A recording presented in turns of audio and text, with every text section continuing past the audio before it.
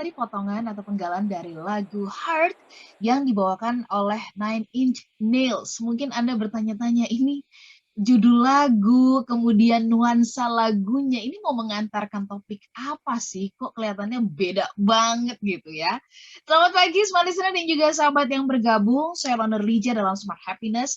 Pagi hari ini kami mengajak Anda untuk membahas mengenai topik yang tampaknya ini menjadi kosakata baru di dalam mungkin nggak baru, tapi kita mau membahas ini dalam lingkup Smart Happiness begitu ya. Unstable lah, ini yang kita mau bahas lebih dalam ya tentang bahasan ini. Kenapa ada orang-orang yang kalau misalkan ada serangan gitu, dia bisa tenang gitu ya. Tapi ada orang yang cuma dicolek sedikit aja mudah terprovokasi gitu ya. Belum disakitin gitu, baru menyentuh kata-kata apa itu sudah tersulut, udah emosian dan bawaannya kayaknya ingin berang gitu. Kita mau bahas ini. Ya, Smart Listener dan juga sahabat yang bergabung, saya sudah bersama-sama dengan Pak Arfan Pradiansyah. Selamat pagi, Pak Selamat Arfan. pagi. Selamat pagi Mbak Ola. Apa kabar hari ini, Mbak? Kotak-kotak merah pink. Saya juga kotak-kotak nih. Kotak-kotak juga ya. Baik, Pak Arfan makin hari makin sehat gitu ya, Alhamdulillah Mbak Ola, ya. makin fit, makin bugar ya Pak Arfan Oh. ya. Oke, baik. Pak Arfan, kita mau bahas ini, tapi ini menarik dari lagunya sendiri, karena kita bahas, kita dalam ruang lingkup Smart Happiness, tapi lagu pagi hari ini tuh kayaknya seperti kalau kita petik gitar tuh minor semua Betul, gitu. betul, ya. Itu mungkin di bagian mana yang ingin Pak Arfan tekankan, dan lagu ini ingin memberikan pesan apa sih yang mendukung dari topik kita? Silakan Pak. Terima kasih Mbak Ola ya. Jadi memang musiknya itu, nadanya itu sesuai dengan judulnya. Ya, judulnya ini adalah Hurt. Ya. Hurt itu artinya terluka gitu. Ya, namanya orang terluka ya lagunya pasti kayak begitu itu. Jadi kayak disayat-sayat gitu ya Pak. Sayat gitu. Dan lagu ini sesungguhnya ini adalah true story nih Mbak Ola ya. Lagu ini bercerita tentang penyesalan seorang penyanyi yang namanya Johnny Cash. Ya. Nah, Johnny Cash ini dia merasa hidupnya itu kosong dan hampa karena dia telah menyia-nyiakan dirinya, keluarganya, teman-temannya, orang-orang terdekatnya gitu. Ya. Nah, lagu ini sebetulnya adalah lagu milik grup band Nine Inch Nails. Ya. Tapi kemudian nanti ada lagi versi lainnya lagi, Mbak, itu yang dinyanyikan langsung oleh Johnny Cash. Jadi Johnny Cash juga menyanyikan lagu ini juga nanti. Gitu, Mbak Ola. Nah, apa yang menarik dari lagu ini ya, jadi Johnny Cash ini sudah menyia-nyiakan hidupnya karena ketenarannya membuat dia kecanduan obat bius dan membuat dia jauh dari keluarganya gitu ya. Nah, mari kita lihat nih apa syair dari lagu ini ya. What have I become? My sweetest friend, everyone I know goes away in the end. Ya, dia bilang begini, saya jadi apa? Teman terbaikku, semua orang yang ku kenal akhirnya pergi meninggalkanku ya. And you could have it all. My empire of dirt, I will let you down. I will make you hurt. Ya, kamu bisa memiliki semuanya, ya, ketenaran, kerajaan, apapun, dan itu akan membuatmu kecewa, dan itu akan membuatmu terluka, gitu. Ya. Kemudian dia bilang, if I could start again, a million miles away, I would keep myself, I would find a way. Sejuta mil jauhnya, saya akan menjaga diri saya akan temukan caranya. Nah, kira-kira begitu Mbak Ola. Jadi ini lagu mengenai orang yang terluka nih oleh situasi, oleh keadaan, oleh lingkungannya, oleh orang-orang sekitarnya begitu Mbak Ola. Oke, tetapi juga luka ini bisa jadi karena ia juga yang berinvestasi sehingga betul. mengalami tanggapan atau respon seperti ini ya Pak Arfan ya.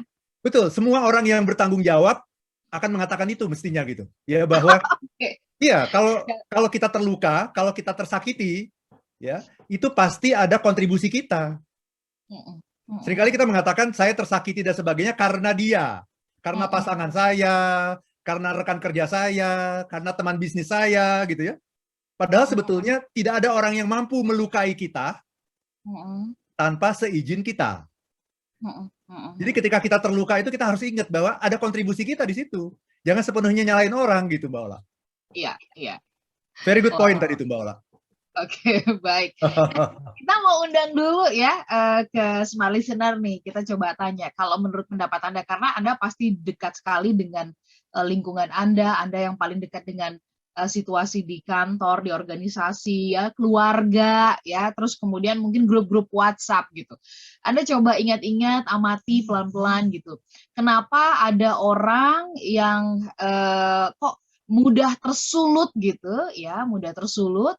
Tapi juga ada orang yang kayaknya tenang aja gitu, dia mau diapain juga kayaknya ya udah gitu ya, damai-damai aja. Menurut Anda, versi Anda, mengapa hal itu bisa terjadi? Silakan Anda bisa kasih komentar, tanggapannya di 0812 11 12 959. Sekali lagi di 0812 11 12 959. Kami jeda sesaat, tetaplah bersama dengan kami. Listener dan juga sahabat yang bergabung, kita sambung perbincangannya ya. Pagi hari ini kita membahas mengenai topik uninsultable. Ini tentu saja bukan sesuatu yang benar-benar baru banget sih gitu ya, karena ada banyak kisah yang menunjukkan kepribadian seperti ini, seperti mungkin yang ditunjukkan oleh Henry Ford. Nah, nanti mungkin Anda bisa baca itu lebih lanjut. Hanya ini kita perlu tahu supaya kita juga menjadi pribadi seperti itu dan di lingkungan kita. Tadi saya tanyakan kepada kita semuanya, silakan Anda berhak juga bisa menjawab ke 0812 11 12 959. Sekali lagi ke 0812 11 12 959. Nah, ini dia pertanyaannya kepada Anda semua ya. Kenapa menurut Anda, versi Anda, ada orang yang kayaknya bisa tenang gitu ya menghadapi mau dihujat, mau dikatain kayaknya slow gitu. Tapi ada orang yang bahkan belum dihina aja, baru cuman diliatin doang udah tersulut, udah marah gitu ya. Oke.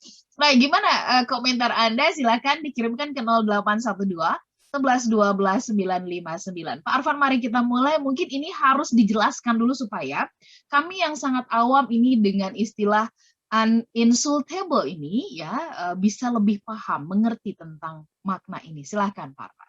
Terima kasih Mbak Ola ya. Jadi ini istilah ini memang jarang dipakai ya, jarang digunakan ya. Saya juga cari literatur psikologinya ada, tapi tidak terlalu banyak Mbak Ola. Tidak terlalu banyak, betul. Jadi ini uninsultable, gitu ya kan? Seringkali kita dengar unbreakable. Unbreakable itu kan tidak gampang pecah gitu ya, unbreakable. Kemudian unbelievable, gitu ya, sangat tidak bisa dipercaya gitu ya, unbelievable gitu ya. Nah ini uninsultable, jadi itu akan lebih gampang kalau saya bedah, saya pecah menjadi 3 bagian. Pertama adalah gitu ya. Kemudian yang kedua insult itu artinya terhina. Ya. Kemudian able itu artinya mampu kan, able. Ya, jadi uninsultable gitu ya. Kalau insultable itu artinya gampang terhina gitu. Gampang baper, gampang tersulut. Gampang merasa kecil gitu ya, merasa kecil betul. Gampang terluka seperti tadi judul lagu dari Nine Inch tadi ya, itu hurt. Gampang terluka. Oh, oke. Itu hurt itu ya, hurt ya, atau nama lainnya ada insult. Gampang terhina gitu. Tetapi ketika dikasih awalan dia menjadi bermakna sebaliknya. Tidak gampang terhina, tidak gampang tersulut gitu. Ya, kan ada orang udah dikatain apapun, betul sekali seperti yang Mbak Ola sampaikan tadi. Udah dikatain apapun, dia tetap slow aja gitu ya, woles aja gitu ya, teman ya. Nah, apa definisinya uninsultable? Uninsultable adalah a person who deflects insult with ease. A person who deflect insult with ease. Orang yang membelokkan penghinaan itu dengan mudah atau dengan ringan, Mbak Ola. Ya, jadi kan ada orang yang sebaliknya ya, misalnya kalau dari skala 1 sampai 10 ya, Mbak Ola ya. Ada orang yang skalanya itu skala kemarahannya itu, gampang marahnya itu 1 gitu ya. Jadi sangat gampang marah gitu. Ya, jadi dia datang ke tempat umum, kemudian dibisikin sama ininya ya, sama dia datang ke restoran misalnya gitu ya, dibisikin sama waitersnya, Pak, tolong maskernya dipakai Pak, gitu ya. Terus dia bilang, siapa kamu, katanya gitu. Gitu kan, itu kan sangat wajar, sangat wajar ya, Pak, tolong maskernya dipakai Pak, gitu kan. Siapa kamu, katanya gitu.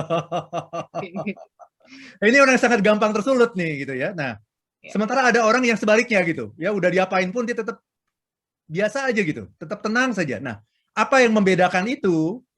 Yang membedakan itu adalah yang namanya uninsultable itu, karakter gitu ya. Ada sebuah eh, apa kepribadian ya yang namanya uninsultable. Apa itu? Orang yang tidak gampang tersulut, tidak gampang terhina, tidak gampang baper gitu. Seperti itu Mbak Ola. Oke, oke. Jadi tadi insultable itu kan adalah mungkin kalau secara umum yang kita tahu itu menggambarkan inferior ya, Pak Arfan ya. Jadi kayak merasa apa ya, sensitif ya, Betul terus betul ya. kemudian merasa nggak layak, lalu kemudian mudah tersinggung dan sebagainya gitu. Tapi Bapak kalau kita tahu tadi ditambahkan ada an di sana, jadi tidak mudah. Nah ini pertanyaannya adalah orang-orang seperti ini tuh kenapa gitu? Apa yang membedakan mereka? Apakah di dalam pemikiran mereka ada konsep yang demikian kuat, Pak Arfan? Ada pengalaman yang sudah membentuk mereka sedemikian begitu, atau gimana Pak Arfan? Ya, sebetulnya orang-orang yang seperti ini insecure Mbak Ola dasarnya. Hmm. Insecure, dia tidak merasa aman gitu ya, tidak merasa nyaman gitu ya. Sehingga apapun kata-kata orang itu akan berpengaruh bagi dia gitu. Karena dia tidak merasa nyaman. Orang yang merasa nyaman, merasa aman, merasa apa yang dia lakukan itu benar, itu mau sedunia orang mengutuk dia, dia santai aja. Karena dia tahu apa yang dia lakukan itu benar. Boleh dibuktikan di pengadilan, misal begitu. Ya, boleh ditunjukkan bukti-buktinya. Ya, silakan diputar bukti-buktinya gitu. Dia akan santai saja. Kenapa? Karena dia merasa benar gitu. Karena dia merasa bahwa apapun yang dikatakan orang tidak akan berpengaruh terhadap dirinya gitu. Kalau kita merasa bahwa apa yang dikatakan orang itu berpengaruh terhadap diri kita, itu kan tanda kita lemah gitu. Tanda kita itu inferior gitu. Nah, bentuk dari inferiority, bentuk dari insecurity adalah seperti itu. Ya baru dibilang, Pak, pakai maskernya Pak gitu ya. Langsung siapa kamu gitu ya. Itu karena dia merasa ini menyerang dia nih. Padahal itu sesungguhnya hanya berniat baik untuk mengingatkan dia gitu, Mbak Ola. Oke, oke. Nah, tadi Bapak mengatakan bahwa orang-orang seperti ini tuh sebenarnya kan adalah yang karena dia kuat ya, dia cukup nyaman dan dia tahu sebenarnya apa yang dia lakukan. Kan rumusnya gitu ya. Betul, Karena betul. dia tahu apa yang dia lakukan itu di track yang tepat, yang benar sehingga mau segunung pun gitu ya, maksudnya berapa ribu pasukan pun ngomong apapun ya dia tetap tenang, tetap santai begitu.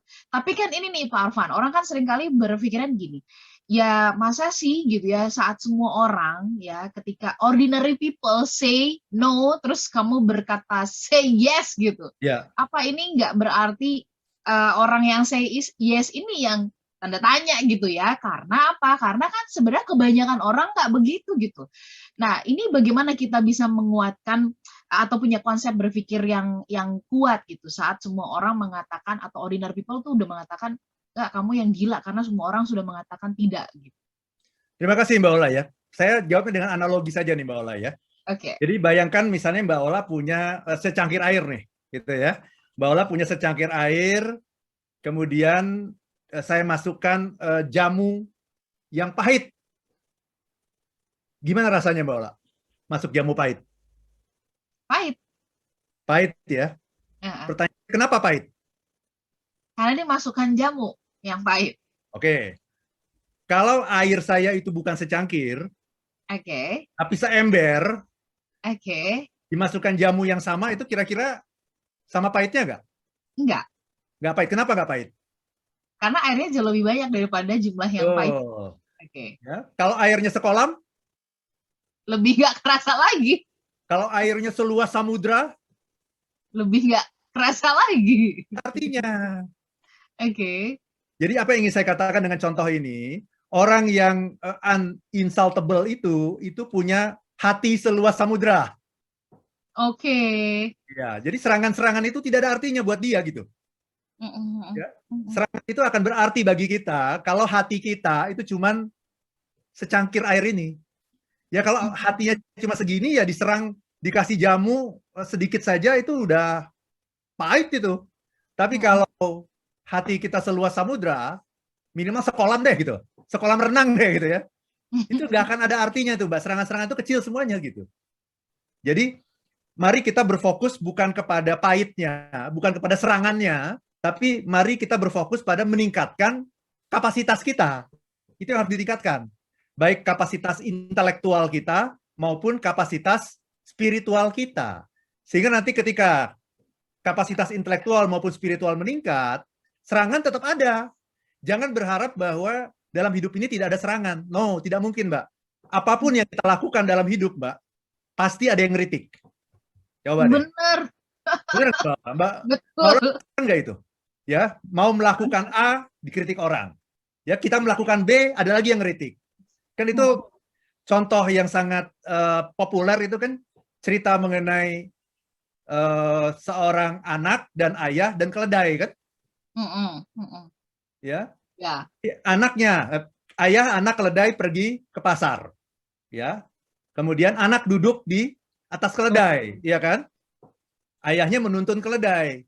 Ketemu orang kemudian dibilang, ini ayah nggak sayang anak nih gitu kan? Masa ayahnya, anak duduk di keledai. Oh ini anak ini kurang ajar nih gitu ya. Masa ayahnya sudah tua disuruh nuntun keledai. Ya, akhirnya kan dia bingung kan? Oke, sekarang ayahnya duduk di keledai, anaknya yang nuntun.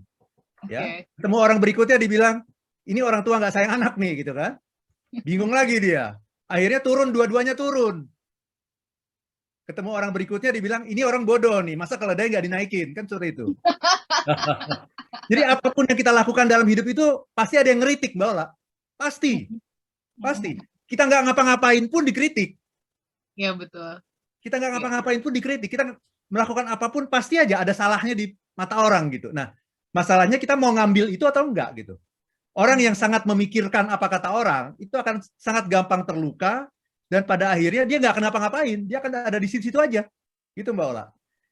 Makanya dalam hidup ini kita perlu punya yang namanya sebuah karakter gitu, yang namanya uninsultable ini. Uninsultable, oke. Itu Mbak Ola. Supaya kita bisa jalan sesuai dengan misi hidup kita, sesuai dengan dream kita, sesuai dengan apa yang menurut kita benar gitu. Kalau kita tergantung apa kata orang, kita nggak akan jadi apa-apa, Mbak Ola. Ya, Pak Arfan tadi mengatakan bahwa untuk memiliki hati seluas samudra ya, kita mesti meningkatkan kapasitas. Tadi saya juga bertanya-tanya, gimana ya bisa memiliki hati seluas samudra? Tingkatkan kapasitas intelektual dan spiritual. Nah, ini apakah berkaitan dengan jenjang pendidikan, berkaitan dengan kita banyaknya beribadah, begitu ya? Atau gimana sih? Nanti kita bahas lebih lanjut ya. Smart listener dan juga sahabat yang bergabung, Anda bisa mengajukan pertanyaan juga ke 0812 11 12 959 dan juga masih berlaku nih ya pertanyaan saya kepada Anda. Menurut Anda kalau ada orang-orang yang begitu tenangnya gitu ya, sudah mungkin itu ada contohnya di keluarga Anda, di lingkungan terdekat Anda, organisasi, tempat pekerjaan dan sebagainya. Anda bisa kasih alasan menurut Anda kenapa bisa demikian.